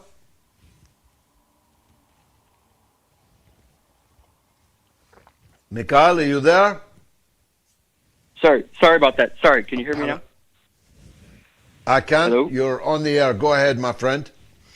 Great. Thanks for having me on, George. I was wondering if I could ask you about a small, probably 10%. You know, I'm a big fan of all the things you and Judge Napolitano have to say, especially about NATO overextension in Ukraine and things like that. I think it's a part of every intellectual sort of rite of passage to criticize and find the faults in one's own country and one's own nation. But at the same time, is there a second level of nuance we could rise to by also recognizing that Russia and China are playing this game of empire, which is ultimately against the socialist project, the working class project? Necessarily, I mean, for example, yes, we understand the security concerns of Russia to invade Ukraine, but also it doesn't. Beyond that, I personally don't have any joy in seeing Russia acquire new territory or things like that. I don't know if you have any opinions on the UN or the ICC arrest warrant for Putin. Personally, I'm not sure about that. There's some nuance here, because I think that Putin has handled this intelligently and as a proper statesman, but at the same time, I see things like the possible Bucha massacre in March 2022, and these things also give me pause. I don't know what you have to say to that. Well, look, I think it's an extremely interesting question and beautifully expressed, and I'm glad that you did it. I profoundly disagree with you, starting, if I may, with your last point about the Bucha massacre. The Bucha massacre was not carried out by Russia, but by the Zelensky regime of people wearing white ribbons around their arms, which the Russian forces, which had retreated from that area, had required them to display so that they could provide them with food and medical attention, etc., when they were there. I expanded on that much more than I can do now in one of my interviews with Piers Morgan, which you might want to look up for further and better particulars. Everything I have learned in the subsequent 2 years or 3 years nearly since Bucha screams to me that this butchery in Bucha was carried out by the fascist elements of the Ukrainian armed forces. I'm 100% convinced of that. But your wider question, your bigger question, is a legitimate one. As socialists, we're not in favor of empire, although, of course, the Ukraine was for many centuries a part of Russia, and at least 40% of the population of the country wished that they still were, because they were Russian-speaking people, even ethnically Russian people, culturally Russian people, who had nothing in common with those parts of the Ukrainian state that were only in the Ukrainian state because Lenin and Stalin had taken territory from other countries and put them in a state called Ukraine, which was a constituent part of the USSR. So Western towns like Lvov, for example, they belong to Poland. The Transcarpathian areas of Western Ukraine, they belong to Hungary.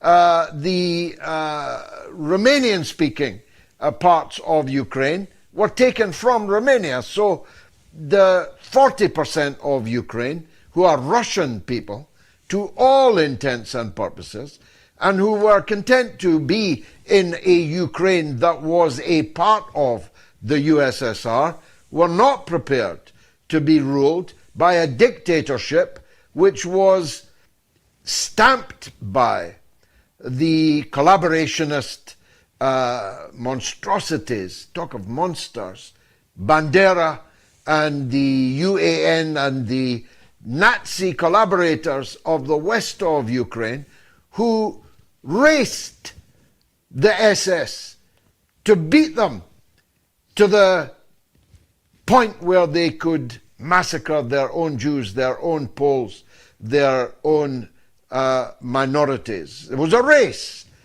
between the Banderites and the Nazis as to who could kill the most Jews, who could kill the most Poles, something which Poland, the Polish state, has conveniently forgotten, but the Polish people have not. So I'll be candid with you. This is not the point of view of Russia, and it's definitely not your point of view, but it is my point of view. I regret very much the demise of the USSR. I believe that the USSR could have been, as China has, reformed in its existing borders and been a much more successful state, even though it had many important successes as it was. For example, you would not be speaking to me in English or in French if it had not been for the successes of the USSR in defeating Hitlerism, in defeating fascism. So I was in favor of the USSR staying as a state, and I would love it to be a union again. But the Russians don't want that, and some of the constituent parts would definitely love it, but others would never agree to it. So it's a bit of a pipe dream. But I don't regard Russia as an imperial state, not at all.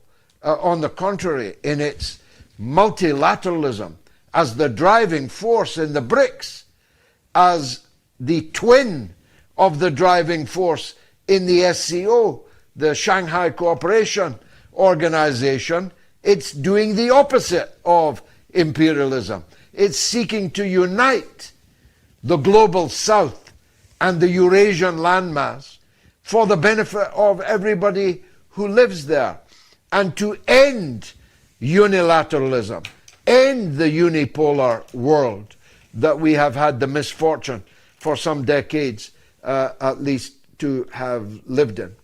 China is absolutely not an imperialist project. I wish they were more assertive on international issues. I wish they'd told Netanyahu to halt or face the consequences. I wish they'd told Donald Trump, if you invade Venezuela, you'll be fighting us in Venezuela. I wish that China was a country like that, but it is not. China walks quietly. It carries a big stick, but it has no wish to use that big stick. China is keen to let the money do the talking, to let the trade do the talking, to let the new financial systems, as an alternative to the dollar, as an alternative to the SWIFT system, dominated by the United States. That's China's game. They have declared a complete opposition to what they call hegemony. When they go to Africa, they don't care who the government is that they're dealing with. And even if the government, Pakistan's a good example, they had most excellent relations with the rightful Prime Minister of Pakistan, Imran Khan, who's now in jail, but it hasn't altered China's relationship to Pakistan.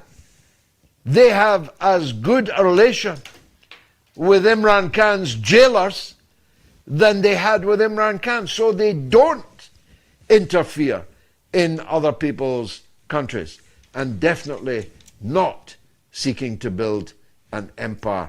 Mikhail, thanks for the opportunity to dilate on that. Now look, tomorrow night, this is important, at 6 p.m. there's a Birmingham rally, ban Israel from UEFA. As you know, the hooligans of Maccabi Tel Aviv are in Birmingham tomorrow, shamefully. Now, the rally is starting at Aston Pavilion, Trinity Road Ashton in Birmingham. The activist independent movement is the organizer, and we have very good relations with them, and we take our hat off to them. So that's at the Aston Villa Maccabi Tel Aviv meeting at 6 o'clock, a rally, ban Israel from UEFA. If you're in the vicinity, please try and get there. Let's take another call from England. Emmanuel in England wants to talk about Nigeria. Yes, Emmanuel, welcome. All right. Yeah. Thank you, George. Yeah, Emmanuel from England. Yeah, I want to speak about the issue, the threat issued by Donald Trump most recently about Nigeria and his intentions to invade Nigeria on the grounds of, in quote, the Christian genocide going on there. But then I would rather say that threat has further opened up a deep debate between the elites and the masses. On the side of the elites, there has been this argument that, look, Trump is not coming for anything about genocide or any humanitarian causes. He's coming because of the rich earth minerals in order to exploit the mineral resources in Nigeria. But then here comes the question. The elites are very much counteractive in this point. They're saying, look, we didn't even know Nigeria had got all of these minerals all of these years. We didn't even know that Nigeria's mineral resources are so huge and rich to the point at which it will draw the appetite of world powers or the appetite of Trump.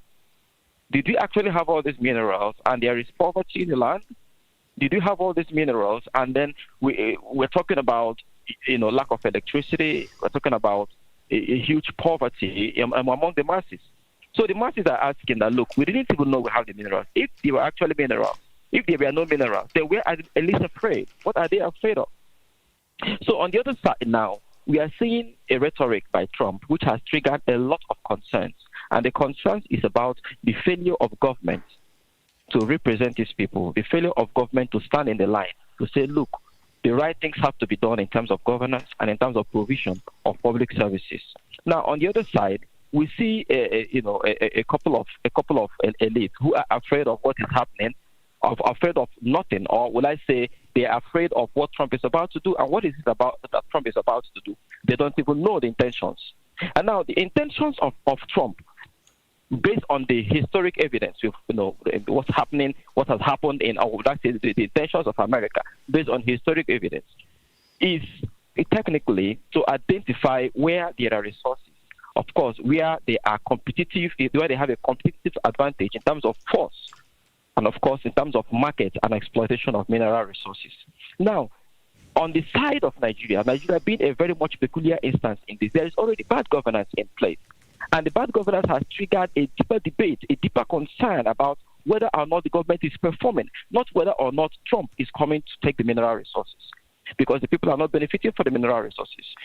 There is massive mineral resources, but they're not to the benefit of the people. So this debate goes to tell that... Look, I agree entirely. I'm hurrying you on only because of the hour, Emmanuel. I've got your point. Everyone's got your point. And it's a brilliant point and brilliantly expressed.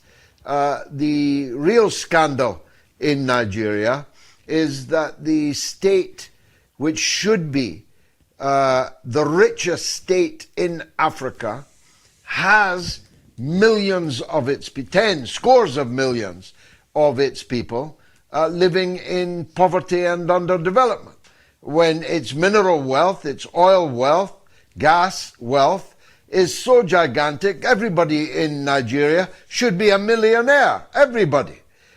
So why are they not?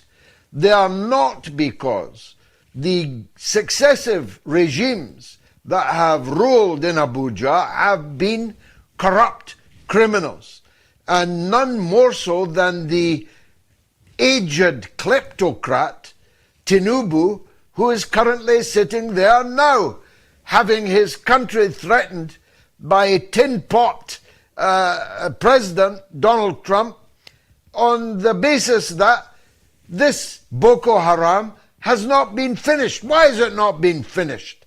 A state as mighty as Nigeria ought to have been able to crush these ISIS, Al-Qaeda forces that murder at will in Nigeria, Muslims and Christians.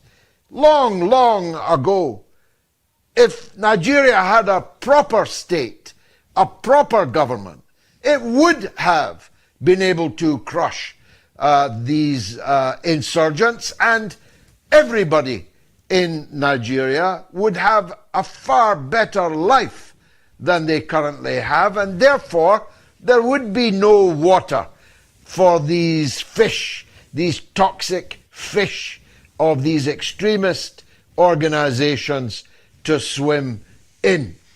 Burkina Faso has Russian help to crush the very same people who control half of the territory of Burkina Faso. Mali has Russian help, and the Mali situation is going from bad to worse. These Islamists are even in the northern parts of Mozambique and running things in certain areas, provinces and villages. This Islamist fanatic phenomenon is a reality in many, many parts of Africa now. And the main reason is the emaciated, corrupted, and inadequate political power in those countries. What Africa needs is not more division, more unity. It needs Pan-Africanism with a military that will go and help its member states to crush these kind of phenomena. But if Donald Trump arrives, he ain't arriving because he loves the Christians of Nigeria. I hope every Christian in Nigeria is cognizant of that. Great call, Emmanuel. Here's some comments. Jerry Mackay says Trump is following the Thatcher school of thought. If your country, your party, or friends are turning against you, start a war. You'll be elected next time by a landslide. And Peace says Trump will enact the Militia Act before the end of his term. And Ramplenzi01 says, where are the real hackers of the world to get the Epstein files exposed? I've been wondering about that too. And Too Tough says the USS Gerald Ford should enter the region by the end of this week, so it could be action from then onwards. And Ramplenzi01 again says the demon Cheney is in hell fighting with the devil. I hope he burns in the hellfires in eternity, tortured by the millions of Iraqi souls that he tormented and murdered. There's a call from Bermuda, another wise man. Rolf in Bermuda wants to talk about mamdani. Go ahead, Rolf. George, well, hi. Welcome back to the Western Hemisphere. You were missed. Thank you, mate.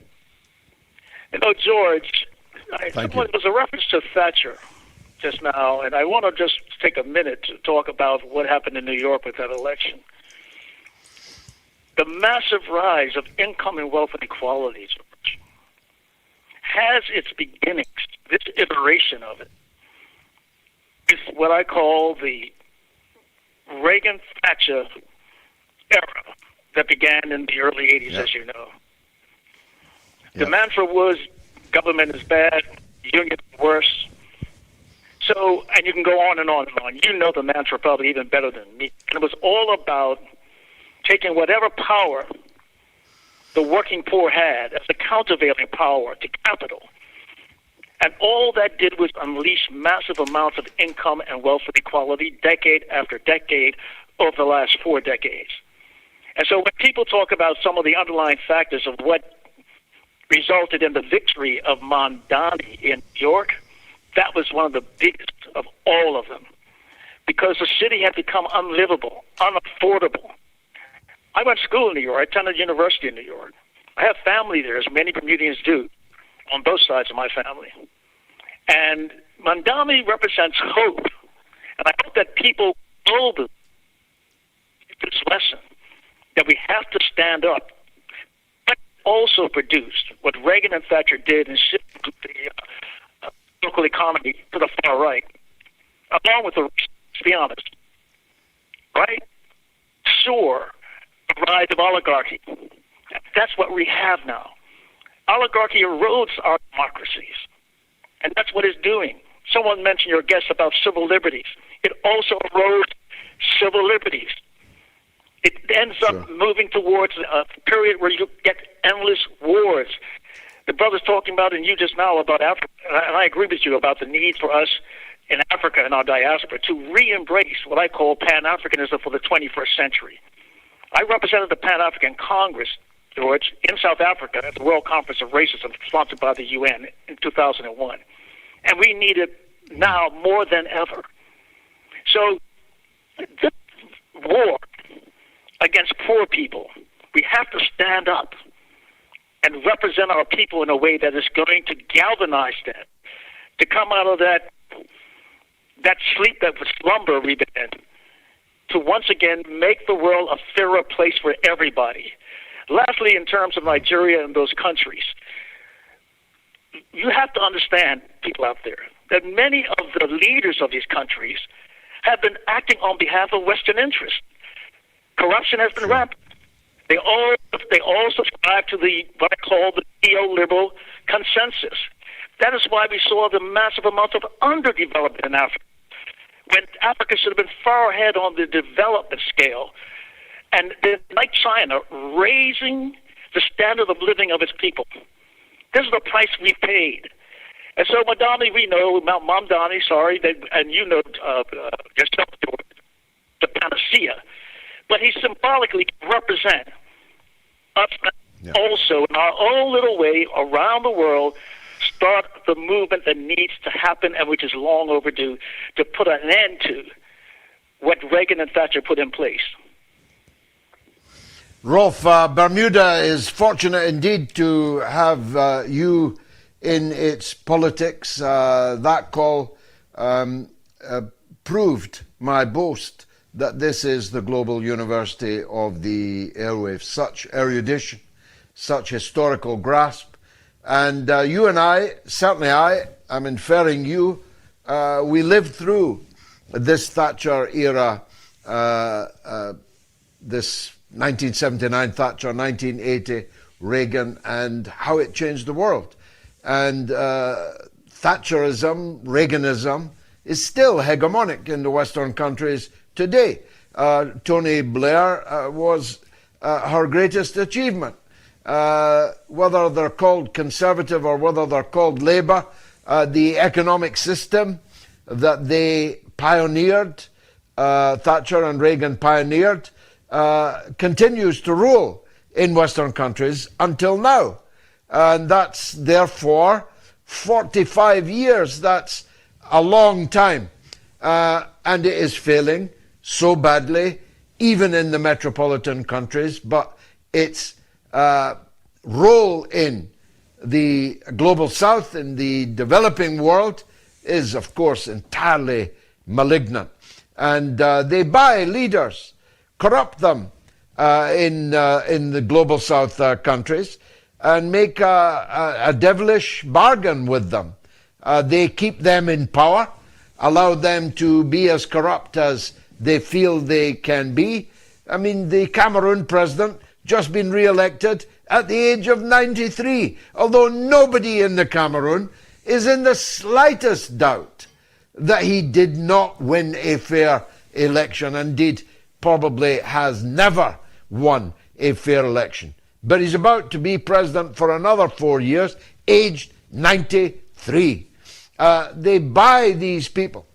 They corrupt them, they buy them, and in return, these people allow the corporations, the multinationals, the finance capital moguls and giants to dominate their countries, which means their own people get increasingly alienated, marginalized, impoverished, and a reckoning is coming. Now, it's come in Niger, in Mali, in Burkina Faso, but it needs to come in much bigger African states. And Nigeria would be the best place for it to start. Many thanks, Rolf, a brilliant call. Let me just tell you, very big news actually on the MOATS podcast, we've risen to the top 5 in all podcasts in Kuwait, Iraq, Nicaragua, and the UAE.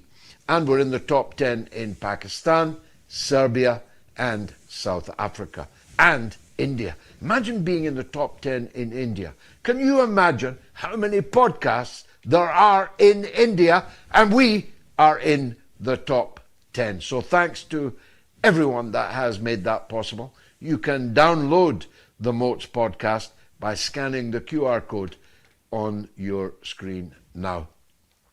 And now it's the moment you've all been waiting for, the queen of the mother of all talk shows, my good wife, Gayatri, with the social media roundup. What's rattling, Gayatri? So on this day, last year, Trump won his second presidential... It's exactly 1 year, Exactly this day, he won his second presidential term. He was, by then, the first convicted felon to win that seat. Going back furthermore, in 1940, on this day, Franklin Roosevelt won his third term.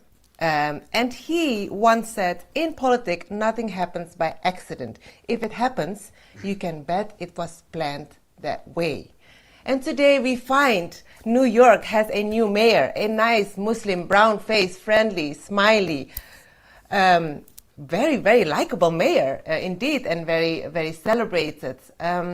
But as I showed you earlier today, I thought our friend Nico House's description of him of being Obama, not 2.0, but 1.5, was so accurate. I mean, how many of these promised faces of hope has America had? Yeah. You know, Obama, Bernie Sanders, Trump That was on the Obama's right. slogan, right? Hope. Hope. With that He fantastic... turned out to be hopeless. Hopeless. And, He achieved nothing. apart from wars. Yeah. Lots and lots of wars. Lots of wars. So it's like Coke and Pepsi, isn't it? It's just two different brands, but Yeah. you kind of get the same. Now, as you said, don't be churlish. Let's not be churlish about this. He does have some very strong points, and he should be congratulated for that. It's wonderful. But if he's really going to bring that hope that Obama once coined, well, I can only hope so. Well, you know, the judge, who's of a more conservative mind, thought that the idea of municipal supermarkets was a crazy idea. I think it's a wonderful idea. Why shouldn't we have municipal supermarkets? The commercial sector is price gouging. We know that. Joe Biden told us that. Donald Trump has told us that. Well, if the municipality is of any use at all, surely it can sell eggs, surely it can sell bread and milk. We don't want a municipal hairdresser, nobody would go to it. We don't want a municipal tailor, nobody would wear their gear. But there's no science involved in selling at the best price available simple groceries, basic groceries. And I think he'll probably be quite activist on those kind of things. They're not quite cosmetic things. They don't change the world, but they're an improvement in the life of the poorest people in New York. I think he'll do that. He will make sure that Netanyahu never sets foot in New York City again. That's a gain, isn't it? It's wonderful, yes. And in this world of bread and circuses, where we have a lot of circuses, let's give us some bread as well. Yeah, exactly. Now, I mean, 1 million of them say they're going to leave the city. That'll bring the rents down and bring the house prices down. I think that would be quite an achievement. That would be quite a good thing. But I don't think they will. New York City is one of the great cities of the world, a wonderful place to live with all its faults.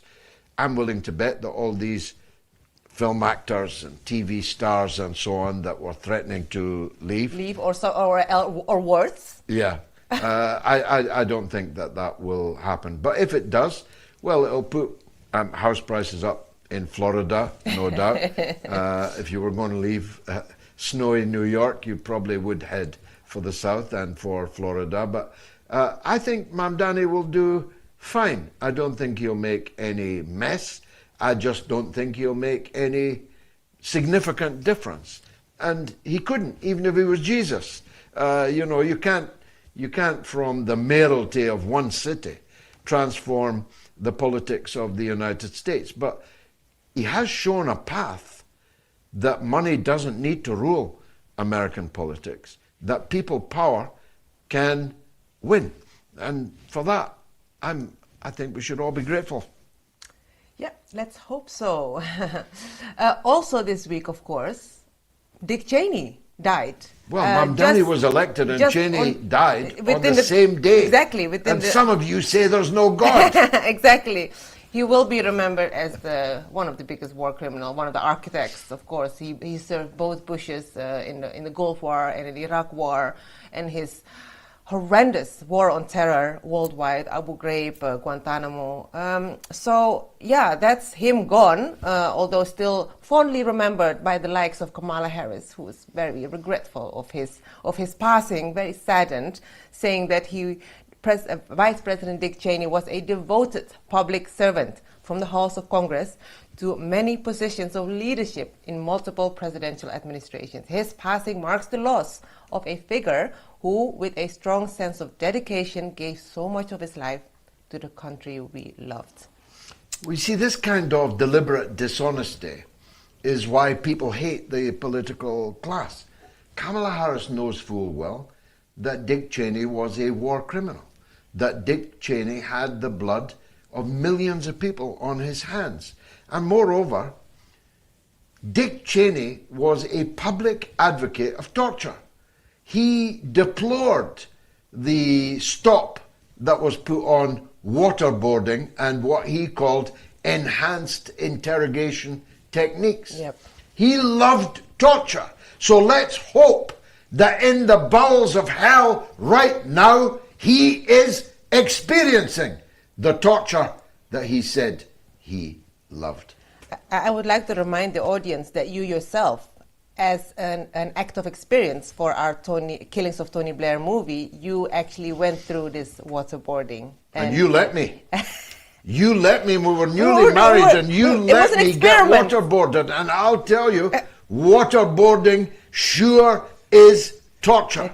It is, yeah. And I only had to undergo it for a very short time for our Killings of Tony Blair film. Yeah. It was quite the most horrific thing I have ever experienced. And Cheney loved it and wanted it. He'd have waterboarded Kamala Harris if he had got the chance. She wasn't the right shade for Dick Cheney. No, she wasn't. Now, very quickly on the poll then, because actually Diego's interview basically closed the poll, wasn't it? It was a wonderful interview, and that gave us a hope. Now, that's something to be hopeful for. Yeah. But just a quick comment by Concerned Bystander. He says, well, Nigeria and Venezuela, they both have oil, but I imagine Venezuela would be easier from a logistic perspective, which Diego has disapproved of. And then Gary Masters says, modern warfare is very different to the last wars that the US lost. If Ukraine has shown us anything, it's that a massive drone swarm or hypersonic aimed at a sitting duck target like a US aircraft carrier would have a catastrophic impact. No soldiers required. Again, we discussed this earlier, the powerful invention of drones and how they have basically transformed warfare, and discarded much of these big military hardware once used before. It's as I think we said in the last show, it is the most revolutionary transformation since the invention of gunpowder. No less than that. What a day to mention that. Gunpowder, treason, and plot. Now, finally, news of a Workers' Party event tomorrow night, a really good one actually. Campaign Talk, it's called. Starts at 9 p.m. with Councillor Shabazz Sarwar, a very successful campaigner, John Homer, Momosi Omulu, and Mark Belshaw.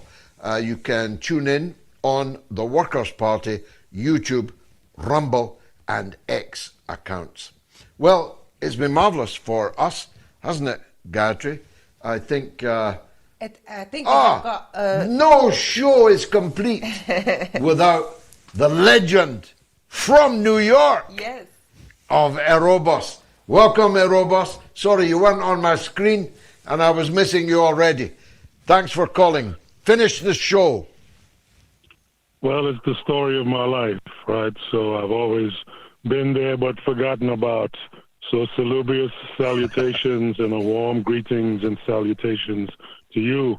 You happen to be in my backyard. I hope we cross paths. You know, you're in the city, New York City. You know, if we were to cross paths, I'll make sure that harm will come to myself before it ever befall Clan Galloway. That being said, I'm usually not a fan of judges, but I've got a sort of fondness for Judge Napolitano and listening to him and you know, and the way he is here. Brilliant Diego. Shout out to, of course, Mrs. Gayatri Galloway, you know, in a sort of like lounge, you know, relaxing New York City pajama attire. You know, it's fitting because many of the zillennials, you know, they walk around and they go to school in their pajamas, right? So many of the rules that you grew up with and I had to grow up with, but many of those have been relaxed, and maybe society might be 2% better for it. Yeah, I just wanted to mention a perspective about mamdani. Oh, yeah, and shout out to the excellent calls tonight from the callers. Many of them were stellar, like Emmanuel and people I never heard from before. Was really good. And even though Jai the Magnificent, first of her name, is not there, shout out to her, and may she be safe. My perspective on mamdani, we had a mayor called Bill de Blasio. I used to call him Bill de Blah Blah. You know, he was very much cut out of the same sort of cookie cutter, you know, assembly line sort of progressive. He's one of the people that made the word progressive into a four-letter word between him and the squad, the fraud squad, which is AOC and the rest of them. I don't even think they're a collective anymore. You know, Bill de Blasio, he had a wife that was a former lesbian, black lesbian, and she married him. I don't know if he could retire from lesbianism. I'm not sure how that works, actually. But he had two mixed-race children, both of whom, especially the daughter, was heavily involved in the fail enterprise, formerly, you know, known as Occupy Wall Street, or as Occupy Fall Street. You know, I didn't want to get into how that was a failure and why it was purposely meant to fail. But, you know, he had a lot of the same track. And I remember clearly, because I was living in a shelter in Williamsburg, Brooklyn, you know, and at that time the repugnant hipsters renamed it Billyburg. You know, there's something else. Anyway, I remember reading the free paper Metro. He was fourth in the race in 2013, right? He was tied for fourth with some other no-name, you know, coming out in the summer, you know, I'm black, so vote for me, identitarian clown from Harlem. He only comes out like a wood weevil in the summer heat of election, and then after election he withdraws back into the cold. So another worthless character from the Democratic Party. But, you know, I remember George Soros coming out of nowhere, out of his sepulcher, right, pushing aside the granite stone lid. You know, as he comes out, he wakes out of his cryogenesis to interfere in the election. And he said he liked Bill de Blasio and he was going to support him. Nobody, not a single voter in all of New York City asked Soros to do this. He came out of nowhere, interfered with the election, right? And I've always known from then, you know, just like the son went to the brown face de Blasio right now, you know, so it's like, yeah, he's not Cuomo and he's not the other nut job they had there, but you know, I don't think he's anything much different. But it does set a precedent and it does inspire people, and I think that's the main reason why the Zionists were out to contain him and try to stop him, because now it will inspire other people to run. You know, but I don't expect much from him. He's like another de Blasio, and if people who don't know who that is, it's no fault of their own. It might actually be a blessing. But I've seen this type of thing before, and you know, more power to MOATS, and you know, hopefully we cross paths in the city. in the city. Fantastic call to bring the show to a close. And I think you're absolutely correct. He's a darker shade of Bill de Blasio. He's a younger Bill de Blasio. But the key point is the tears of the worst people in New York and the worst people in America and the worst people in the world are running like rivers this evening because Mamdani won. And that is cause for celebration. Israel encountered a very severe defeat in the election of Mamdani. It won't turn out to have been as big a defeat as they think, but it has shown that their power has limits, and the mass of the people, if they mobilize and organize, can defeat it. Brilliant Erebos in New York. Thank you for bringing the show to a close, and on behalf of Gayatri and myself and all at the mother of all talk shows, I thank you very much for watching. I ask you to make sure you leave your donation, however small it is. And I ask you to bring another viewer with you when you see us again on Sunday, God willing. Good night.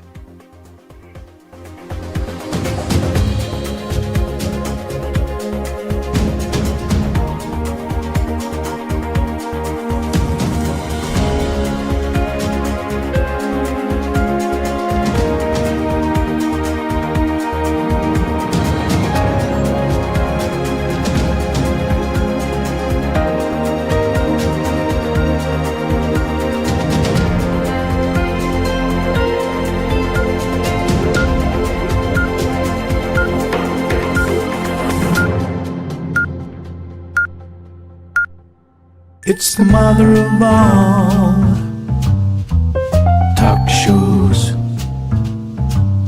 It's the mother of all talk shows. It's the mother of all talk shows. Go get 'em, George.